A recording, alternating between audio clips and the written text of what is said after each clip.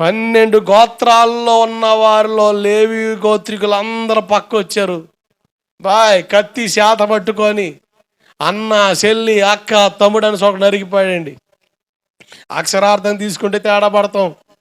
యోహాను సువార్త 15వ అధ్యాయంలో పనికిరాని తీగలు ఏం చేయబడాలి? కత్తిరించబడాల. అన్న, చెల్లి, ఇదిగో తమ్ముడు కొండకి వెళ్తాను అత్త, కట్టింగ్. ఊరికా అబ్బాయి మరి ఘోరం చెబుతావు. వెళ్ళొస్తే ఏందట, మనం దండం పెడతాం, కొబ్బరికాయ పడతాం, బోర్లు పడతామా, వెళ్ళి చూసి వస్తాం. ఏం చూస్తాం? ప్రభాల మీద రికార్డింగ్ డ్యాన్సా? లేకపోతే అక్కడక్కడ సత్రాలు పెట్టే బోవా? ఏది లేదని పోయి వాడికి నువ్వు, ఏది తక్కువైందని పోయావు నువ్వు వాడికి ఏం చేద్దామని?